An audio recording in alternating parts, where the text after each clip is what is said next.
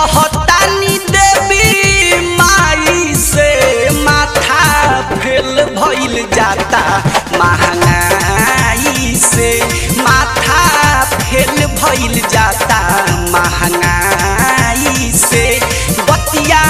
साचे कहतानी देवी माई से बतिया साचे कहतानी देवी माई से माथा फेल भइल जाता महंगाई से माथा फेल भइल जाता महंगाई से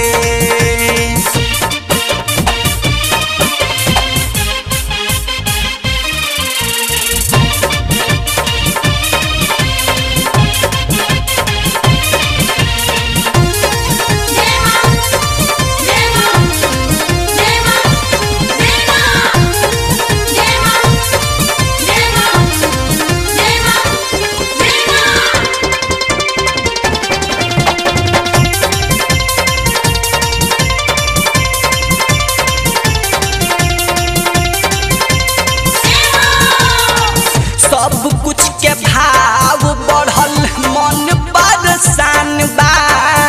सूखा पड़ल बा बहुते तड़पत किसान बा सब कुछ के भाव बढ़ल मन परेशान बा सूखा पड़ल बा बहुते तड़पत किसान बा कर्जा मांगला पर मिलत नइखे भाई से कर्जा मांगला पर मिलत नइखे भाई से माथा फेल भइल जाता महंगाई से माथा फेल भइल जाता महंगाई से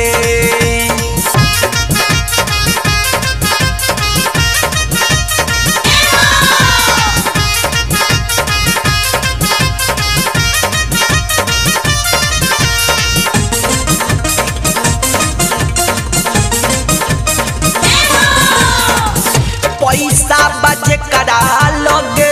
ओकरे बाहर बा हमनी गरीब खातिर जानरे आधार बा पैसा बजे करा लगे ओकरे बाहर बा हमनी गरीब खातिर जानरे आधार बा खर्चा पुग नइखे पावत अब कमाई से खर्चा पुग नइखे पावत अब कमाई से माथा फेल भइल जाता महंगाई से माथा फेल भइल जाता महंगाई से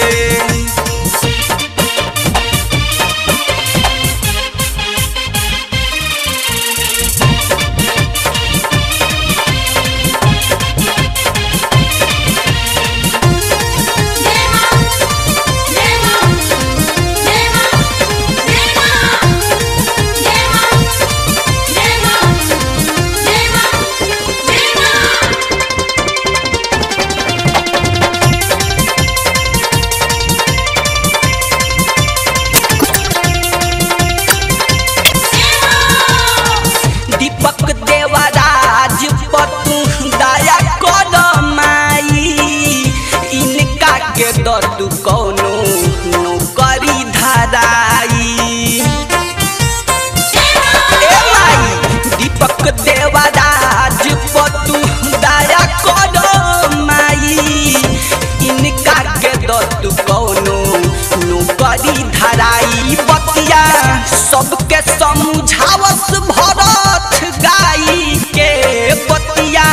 सबके समझावस भरत गाई के माथा फेल भइल जाता महंगाई से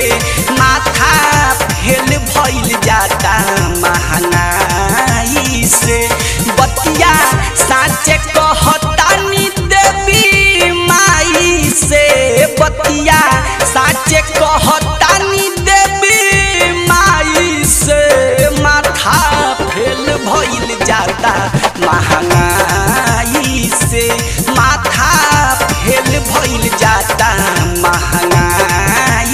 से